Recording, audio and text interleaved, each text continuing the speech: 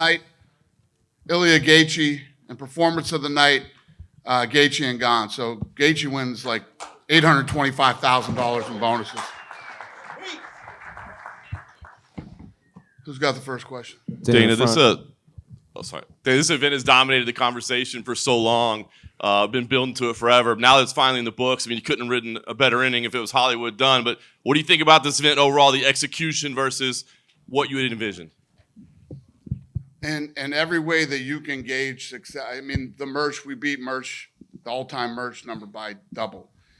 We beat the budget by 40%.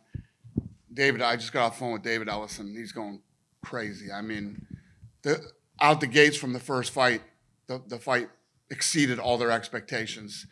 I'll let Paramount make their own announcement, but it was monstrous tonight. Yeah, monstrous. Like you don't get calls from billionaires flipping out too often. So he is extremely excited.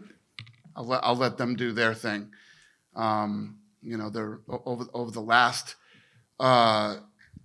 2 days. There was something like almost 200,000 people over at the Ellipse, and the list just goes on and on. I mean, just every way that you. And then tonight the weather ended up.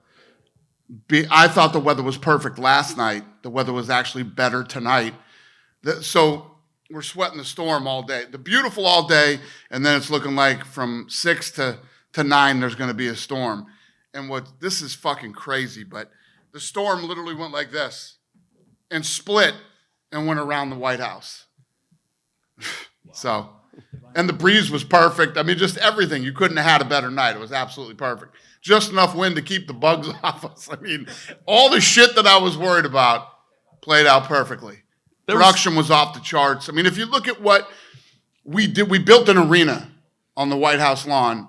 That was amazing. But if you look at what we did at the Ellipse, it's almost more impressive than what we did on the South Lawn. Yeah.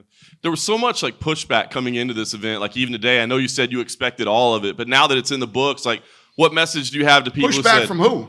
From people saying, "Oh, this event shouldn't happen. There shouldn't be fights on the White House lawn." I don't give a shit about that. It's like when they were asking me about the lawsuit. I don't give a shit. I got lawyers. They'll figure that out. I don't care.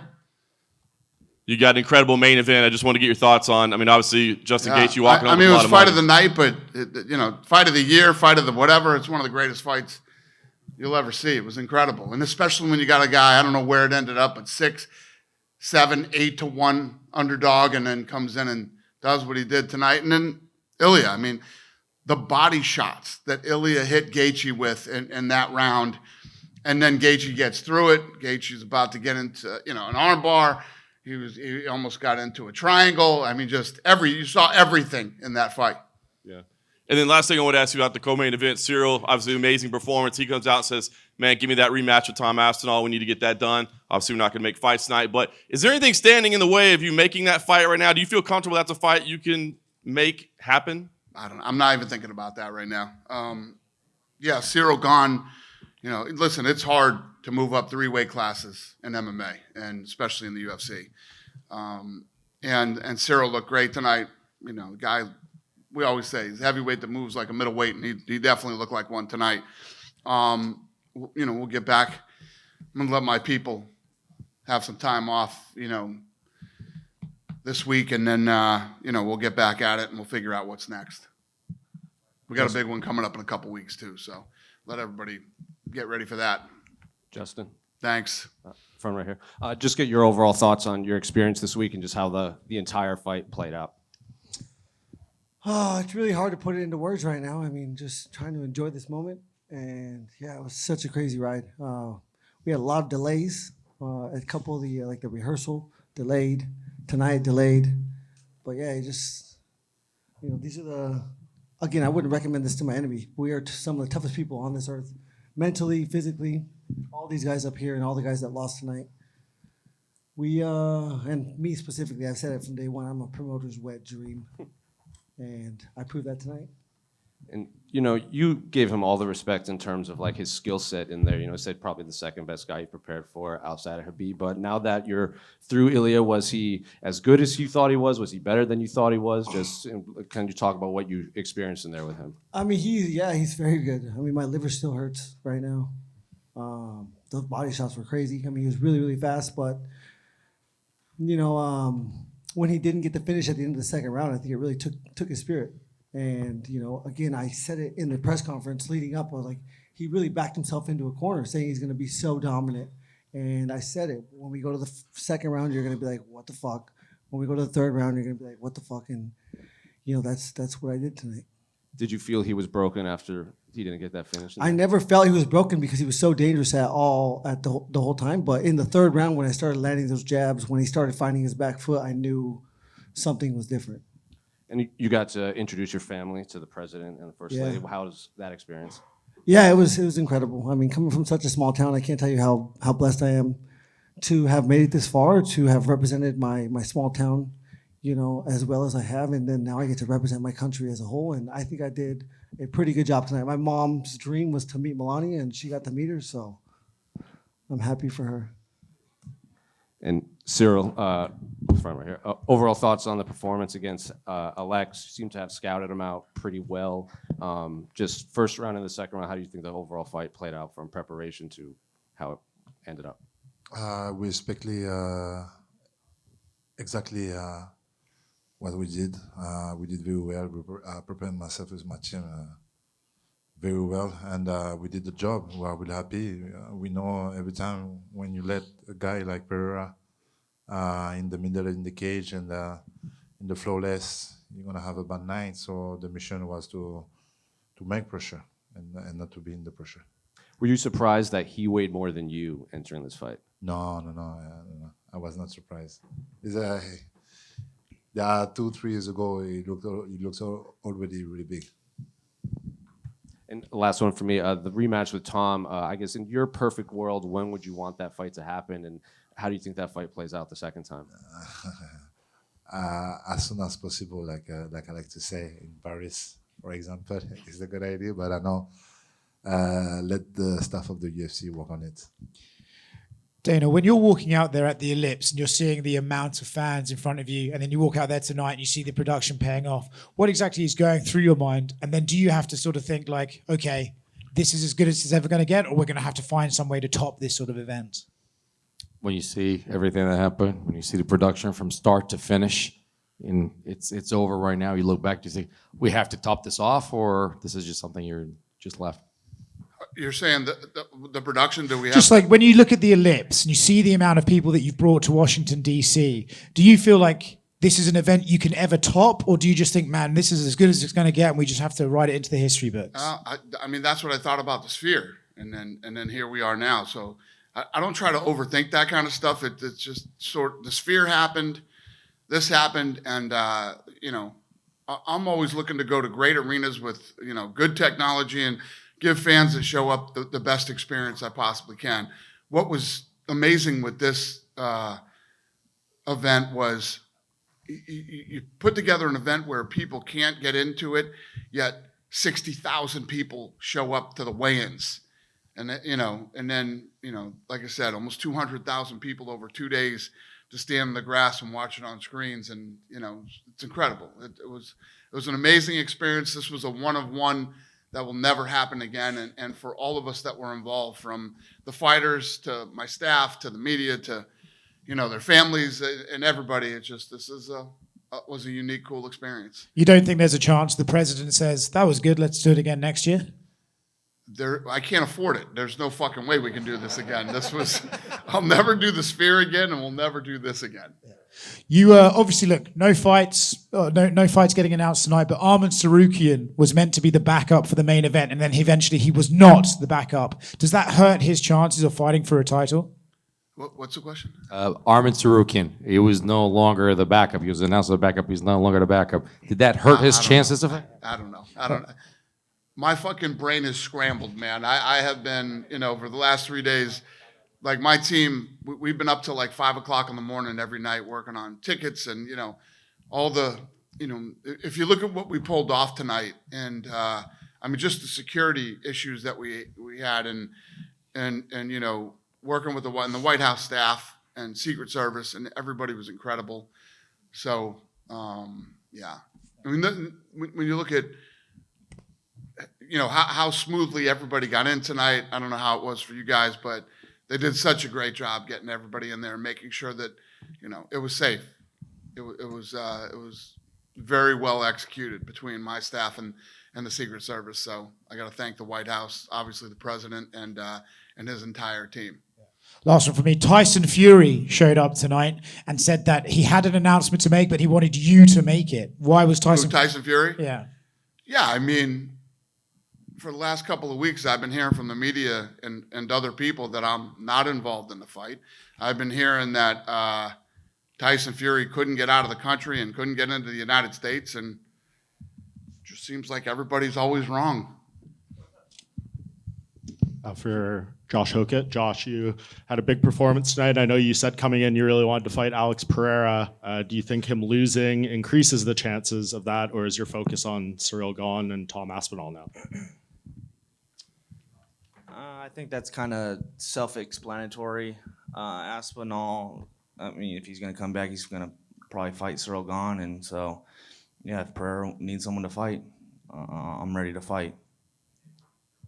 And for you, Sean, I know you were looking to make a statement here to your right, or your left, sorry, rather.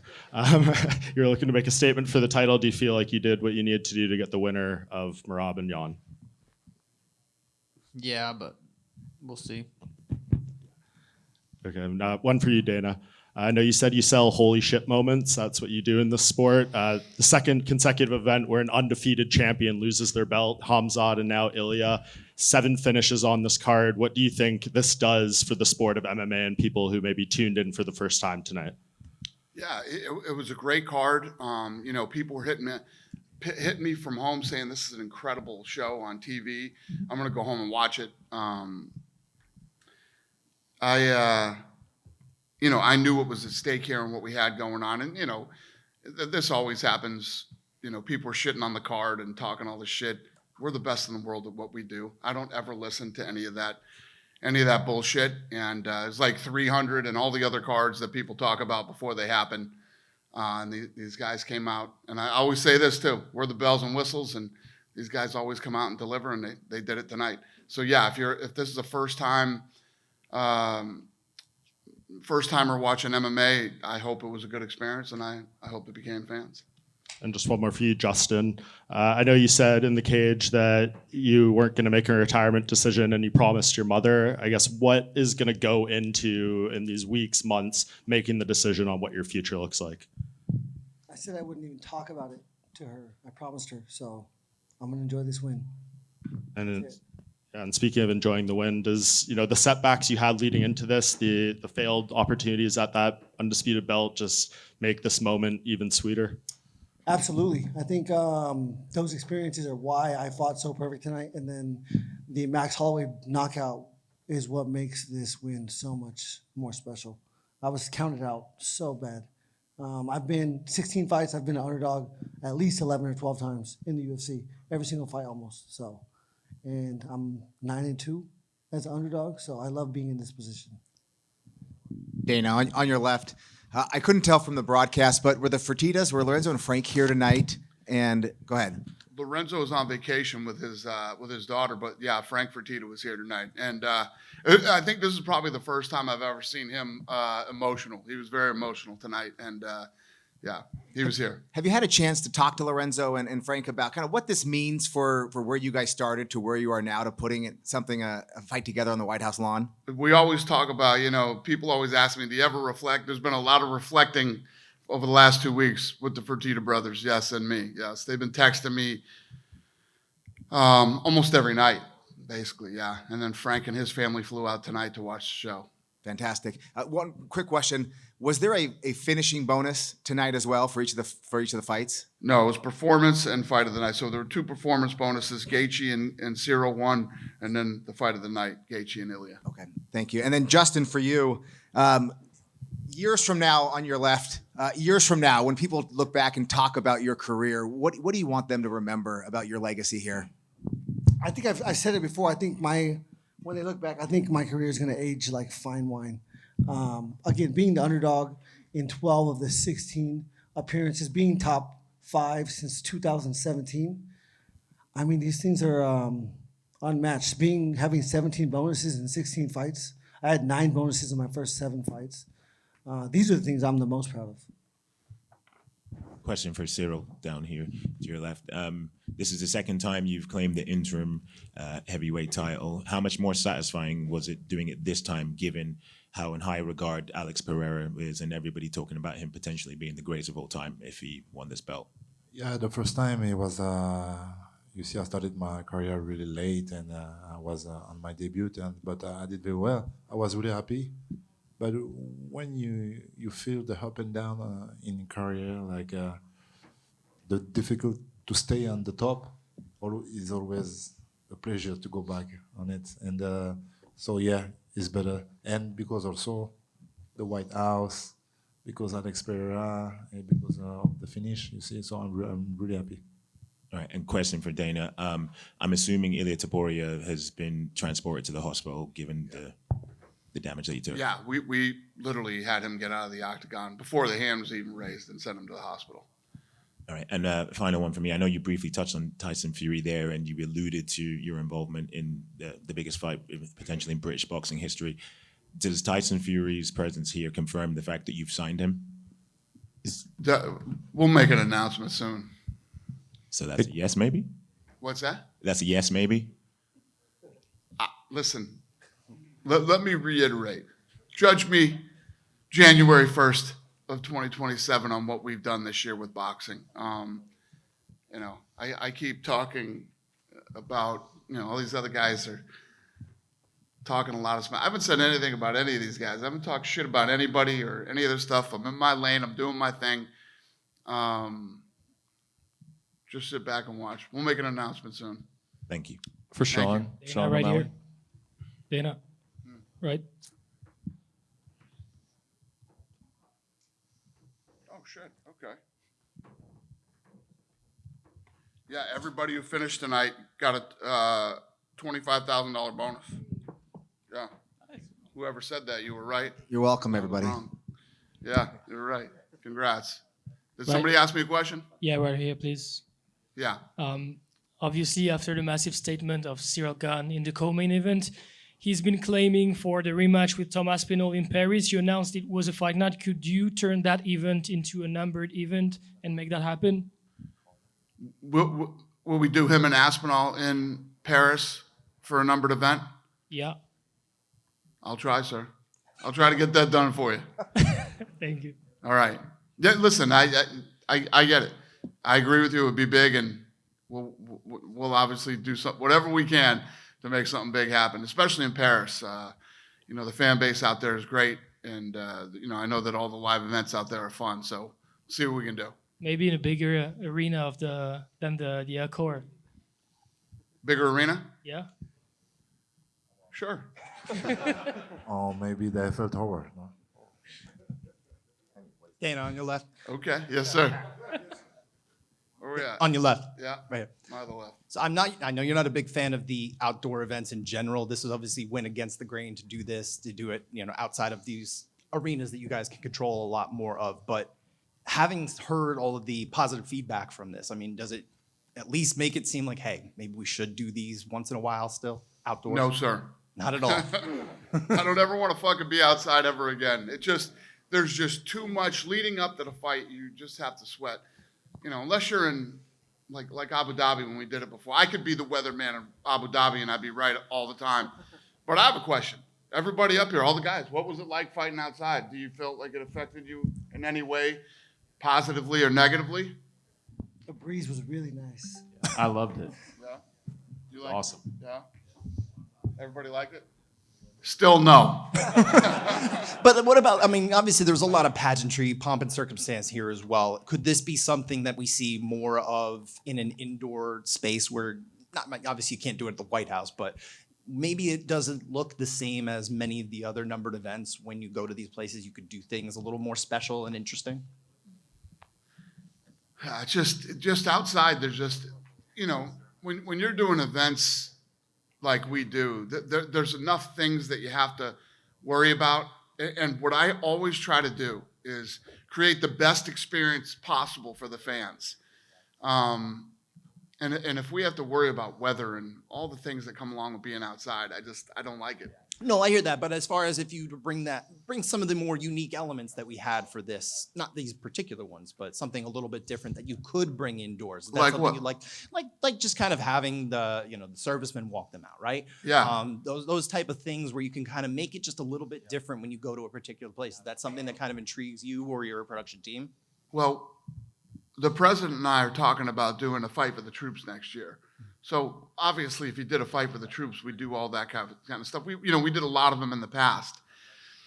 We used to work with the Fisher family, who were very dialed in with the military and could get things done easily. It's not easy to get things done on military bases and things like that. But when we have the Fisher family, and then obviously the president can make a lot of things happen. So we're talking about doing it next year. He wanted to do it this year, and I said, "Sir, I need a year to recover financially from the White House fight. So give me a year." Roger that. And one more question for Mauricio. Obviously, you had a big event happen right after the fight. You proposed and you had it accepted. You got a thumbs up, right? How have you been able to kind of celebrate together ever since you left the cage? Depois de grande evento como esse, você teve um outro evento na tua vida que você pediu a Nadine em casamento. Ela aceitou. Como é que você já celebrou? Tô muito feliz com tudo que eu vivi aqui na Casa Branca. Tô só esperando Dana mandar o bônus para mim e vamos fazer uma grande festa no Brasil. I'm very happy with the result, happy with what happened in the White House, just waiting for Dana to shoot the bonus over, and we're going to have a great party in Brazil for the wedding. Thank you. Justin, here, on your right. Simone Tata for Fight for Yours. First of all, congratulations for your victory and the performance. This sport has given us many wonderful stories over the years, many fighters. Of course, you're biased about this, but is this like the most beautiful story possible? You fighting a proud American, winning on the White House South Lawn against an undefeated fighter. Is it the best possible story this sport has ever written? I think so. Yeah, I've been a huge fan of this sport since 1992 when there was no rules, all the way to 2001 when they debuted The Ultimate Fighter. And I have been a huge fan of this sport. I've watched every single athlete's, trajectory and career throughout the way. And yeah, I said before this was going to be like some Miracle on Ice stuff. And yeah, I'm so happy to put my country in such a good light. I am from the middle of nowhere here in Southeast Arizona. And yeah, I don't know, America, fuck yeah, let's go. Awesome. And question pour Ciryl. Félicitations pour la victoire.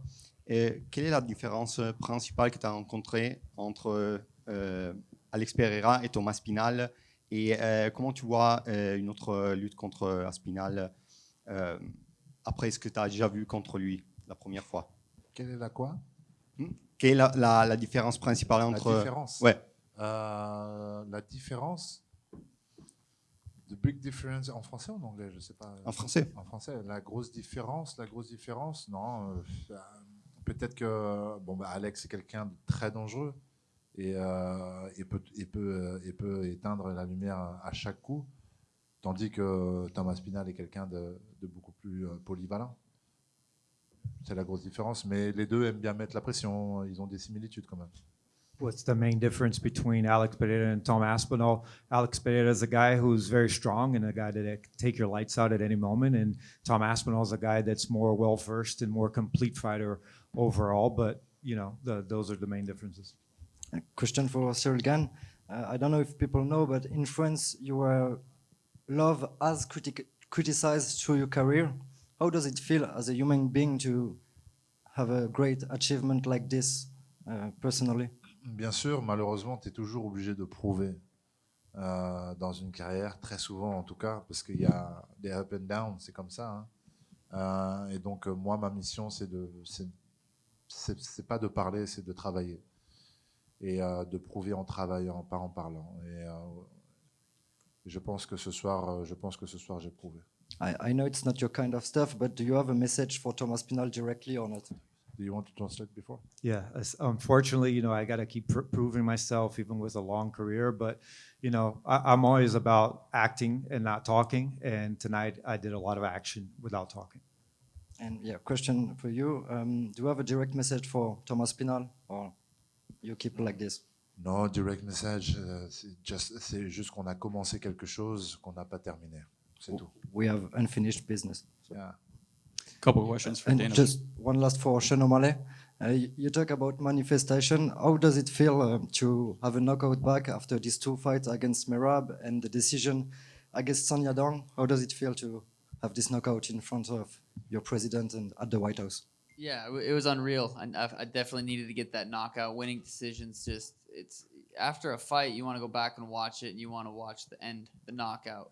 Decisions aren't very fun to watch back, so thank you. Yeah, so it felt good to get back on the knockout win column, and just the way it happened. I was saying in interviews, I'm gonna knock this dude out, salute right away. I think I hit the salute before he even hit the ground. It was epic. And you have a message for Petrian? No, I mean, no, he's got to fight Merab again, I think, and we'll see how that goes. But I don't know. Should have been him tonight. Question for Dana, back here. Dana, back here. Yeah. Oh yeah. So last night, Khamzat Chimaev and Dylan Dennis got into a brawl at Real American Freestyle Wrestling. Shocking. Yeah. Are you concerned that your fighters are getting into trouble and potentially injured there? Who's in trouble? Dylan Dennis is not my fighter. Khamzat. Is he in trouble? Well, he was in a brawl with 100 people. Yeah. And he's in a brawl with 100 people. No commission suspended him. Let me tell you what I could do. If Dylan Dennis is the opponent, I can guarantee you a brawl is going to break out. Yeah. No. The answer is no to your question. Makes sense. Congrats on a great event. And question for Diego. Thank you. Diego, you win by spectacular knockout, and then you call to potentially be in the main event as a backup right away. Do you even get a chance to celebrate your victory, or are you already thinking about what's next? No, this time, I just went back to the hotel, take my pizza, and relax my body, So it's like a long training camp, 2 months training camp, so hard. So I just fight 2 months ago. I have a lot of injuries with my feet, so I have I have put a lot of discipline in the training camp. But yeah, everybody know me. If you UFC this time you need me, I'm here. Pregunta para Diego López. Bueno, Diego, felicidades por tu victoria. ¿Cuáles fueron tus sensaciones de abrir una cartelera con un knockout? Y has estado además en los 3 eventos históricos de UFC, 300, en Esfera y ahora en la Casa Blanca y con 3 victorias. ¿Qué sensaciones te deja eso? What was the feeling of opening this great event and the fact that you were in 3 amazing events with the UFC, UFC 300, UFC at the Sphere, and now here at the White House, and all of them with the win? Não, pois me sinto incrível. Na verdade que tudo saiu como estávamos esperando. Pude sair com a vitória, pude conseguir um grande knockout e, bueno, passei de ser peleador a pelear em 3 importantes eventos a ser peleador que tem 3 vitórias em 3 importantes eventos, não? Então, isso é algo que vai agregar muito para minha carreira. I'm feeling great about those wins and about being on those. We trained a lot, and I went from actually being a fighter that was in those 3 important events just to be in those, to be a part of those, to be a fighter that had 3 wins in those, and that I think that has propelled my career to another level. Pensando en adelante con un posible enfrentamiento, ¿se viene a tu mente tal vez una trilogía con Alexander Volkanovski, el que además lo vimos por aquí en la sala? ¿Qué podría ser diferente si te volvieras a enfrentar a él? And do you think this could set up to perhaps a 3rd shot at Alex Volkanovski, who's been around here? And do you think that could happen? And what would happen if you faced him the 3rd time? Não, pois eu sei que a hora é difícil, não, já me ganhou 2 vezes, espero que se retire de uma vez, já que ganhe sua próxima pelea, que se retire, e já assim pues vemos que passe na divisão. I think it's going to be hard because, he beat me twice. I just hope he retires as soon as possible, and that's it. And, that's it, though, so we'll move on from that. Justin, when the camera cut to you for the first time for your walkout, I believe you were actually looking at a document of the Declaration of Independence. Can you just talk about what those moments were like when you're standing in the Oval Office? That you're looking at seeing a document like that. all the portraits of many great presidents that we've had in the past. It was incredible. That part I remember. Usually I kind of blank out when it comes to getting ready to walk to the cage, but yeah, it was pretty crazy looking at the Declaration of Independence, the original one, and their language was different. Like, I'm not smart enough to read that. I got to ask him. But yeah, it was really cool seeing all the portraits of the presidents, and then I was in a holding room, and there was more portraits of amazing men of the past, and yeah, I was just like, I have to dig deep. I have to represent these people. I have to do it. Maybe there will be nothing to this, but it couldn't help but cross my mind that when you got hurt by body shots in the biggest fight of your life, that you're a guy who has paid sparring partners to try to drop you with body shots in the gym. Yeah. Is there any significance to that or any? He would have made $1,000 off of me tonight if that was the case. Yeah, I mean, it still hurts right now. That hurts. My hand hurts. My jaw hurts. He is a formidable opponent. He was so good and so dangerous. And I never really I didn't see him quit. I saw them almost stop the round fight at the end of the third round. And I was like, no way. And then he's back out there and back to being dangerous. So, yeah, this is a crazy sport. I love it. And then Dana, one for you. I mean, the first thing you said when you came out on the Lincoln Memorial was "Happy Birthday, America," and this was a big responsibility. I mean, you're tasked with handling America's birthday on the White House, and I felt like the video packages. I could see there was an effort that it was what you said. It wasn't political, and you showcased the military a lot. Can you just speak to what you would hope to do as far as America's 250th birthday, and as someone who really doesn't care a lot sometimes how you're critiqued? Do you hope that you get some credit or some good feedback on something like that? Listen, I love this country, and this event was for America's 250th birthday. There was no political agenda for this event or anything like that. The fact that the President of the United States entrusted me to, they could have had anything. They could have put any type of performance on. And like I said, there's tons of things going on in this city up until July 4th to celebrate.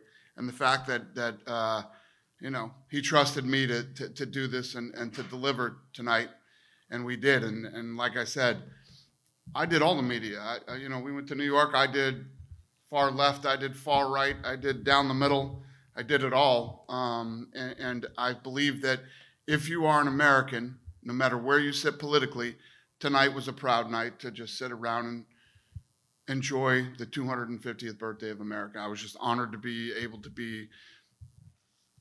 I was honored to be the person that he trusted to deliver tonight. And I hope everybody, as an American, feels that we did.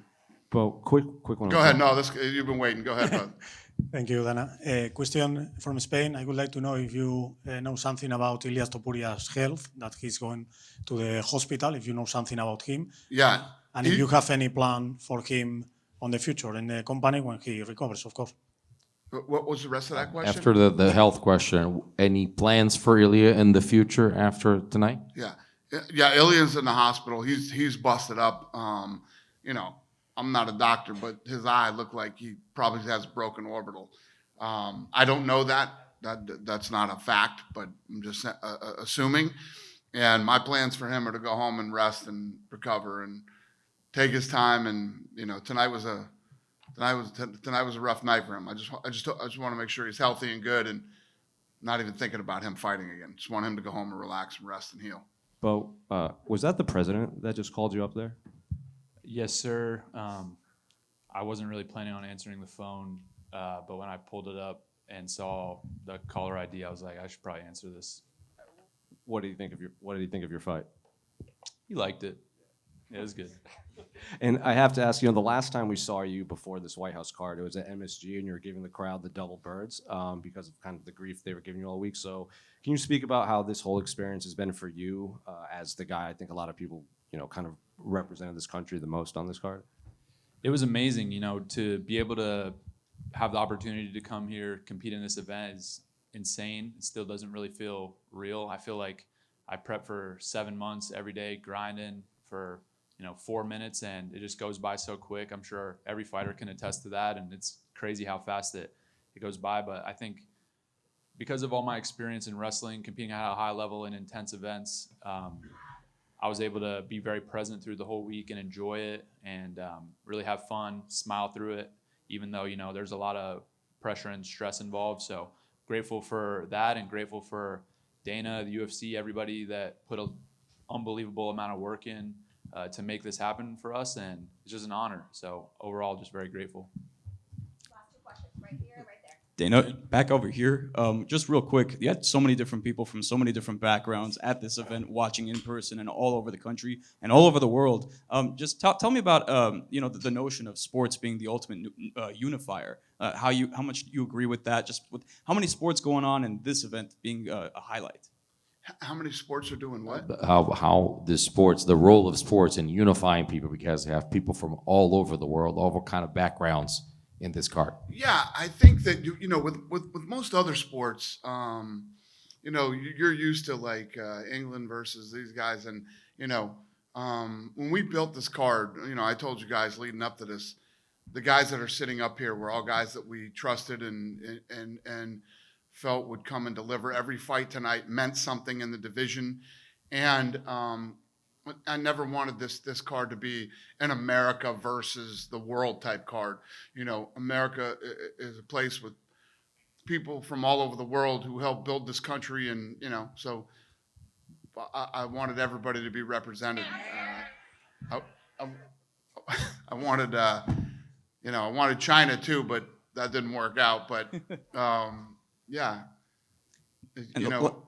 a lot of thought went into this, a lot of hard work, and I don't think we could have done it any more perfect. I don't think the fighters could have fought. You couldn't have written a better script for tonight. It was perfect, from the weather. I love how the weather became a big topic of conversation. People were betting on the weather, and this was a very unique, fun fight that we will never experience again. And Dana, last question. Speaking of betting, Arman Tsarukyan earlier this week, and apologies, I know your mind has been everywhere, but he made a bet on Justin Gaethje His winning. friend bet. He didn't bet. Want to know if you knew about that bet at all? Is it true? Is it false? Just I saw that. Buddy bet His buddy, his buddy bet and his buddy made some cheddar. and on Justin, and on that same note, Justin, Arman said that if you win, 5.7. Yeah, 5.7. Who took that bet? Armin posted it. I think his name is Pucho. Who'd they bet it with? Polymarket? Let me double check. It's a big hit for Polymarket. Yeah. I mean, Arman also said on the stream where he made that bet official that if Justin wins, he's buying you a pickup truck or any truck. What type of truck do you like, and what's your message to Arman? Ooh. I mean, I don't really Ram. need a truck. Yeah. Buy him a Ram. I'll take a Ram. I am due for a new truck. My truck is a 2020. I bought it when I beat Tony Ferguson, and it's got about 65,000 miles on it, so send it. And just for clarification, it was on jack.com. Don't know. What's that? Jack.com. Oh, yeah, jack.com. They got Jack tonight. Yeah. Hello here. Is that it? All right. Yeah. Last question? Last two. My question is for Diego López. Diego, primero de todo, enhorabuena por la victoria, un desempeño espectacular. La verdad que hiciste los ajustes correspondientes. Has comentado que después de ese primer asalto, Steve creo que cometió el error de ir a un banger, como tú decías, contigo. Y quería preguntarte por eso, ¿no? Si crees que él escogió mal su game plan en ese momento. Diego, you seem to make the right adjustments after the first round. And he said that Steve made the mistake of going to the banger with you. So how do you feel about that moment and how the adjustments were made? Sí, la verdad es que no primeiro round me dificultou bastante, pois é um peleador que estava manejando muito bem na distância. Quando acabou o round, pois em minha esquina me dijo que teria que avançar com mais golpes para encurtar mais a distância e assim poder fazer pues lo que me sale de mejor, ¿no? Que es lo intercambio y la distância corta, ¿no? Y pues yo he dicho varias veces, yo puedo parar de intercambiar con quien que sea y que se ponga a estar enfrente a mí y va a caer. And that's what exactly my corner told me that just after the first round. They said, listen, you have to go forward. You have to pressure him. And I've told everyone, we made the necessary adjustments, and we actually pressured him. And I said, I can exchange with anybody in the middle of the octagon. Y la última para mí, te comenté la última vez que te habías consolidado como el Jim Miller de los eventos emblemáticos, formando parte de todos y cada uno de ellos. ¿Dirías que este ha sido el más especial de todos? People called you the Jim Miller of special events. So, do you consider this to be the most special of them all? Yo creo que todos los eventos son especiales, ¿no?